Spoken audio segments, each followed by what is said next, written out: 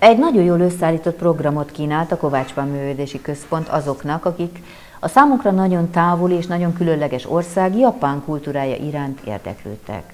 A Művelődési Központ nagy termében Nagy Attila Miklós magángyűjteménye volt látható, aki szamuráj kardokat, a hozzátartozó eszközöket, kellékeket, a kardkészítés folyamatát, a japán életmód látványos tárgyait mutatta be az érdeklődőknek. Vásári László, a Vörös tavaszi eső Bjudio kör alapítója és vezetője forma, majd vágásgyakorlatokat mutatott be. Ez a hagyományos japán eredetű harcművészetek összefoglaló neve. Zám Lajosné, a Művelődési Központ vezetője a már közismert origamival, a japán papírhajtogatással ismertette meg a látogatókat, akik függő gömböt, vagyis küszüdámát készítettek. Az érdeklődők először a nagy teremben elhelyezett kiállítással találkoztak, amely Nagy Attila Miklós magángyűjteménye. A kardgyűjtő és kartartó készítő személyes, írásos bemutatkozásában elmesélte, hogy 20 éve foglalkozik japán kardokkal és a szamuráj kultúrával. Japánnal 6 éves korában ismerkedett meg, amikor Kurosawa Akira nevéhez fűződő a 7 szamuráj című filmet látta, már akkor magával ragadta a japán kultúra.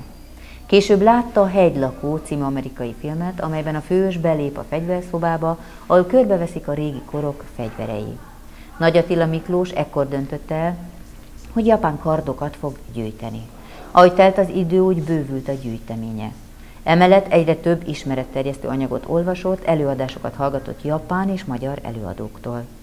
Az évek során felhalmozott tudást, a szamuráj kultúra egyediségét, illetve a japán kardok érdekességeit szeretné átadni az érdeklődőknek.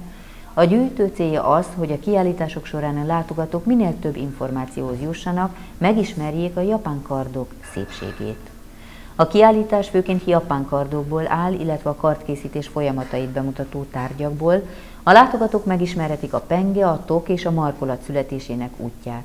Nagy Attila Miklós előadásai a kardkészítés folyamatairól, a japán kardok fajtáiról, a kardok kialakulásáról, a szamurájokról és Japánról szólnak. Bemutatja a kardpenge ápolását is. A Művelődési Központ tájékoztatása szerint lesz folytatása a japán kultúra bemutatásának, újabb programot szerveznek ebben a témakörben.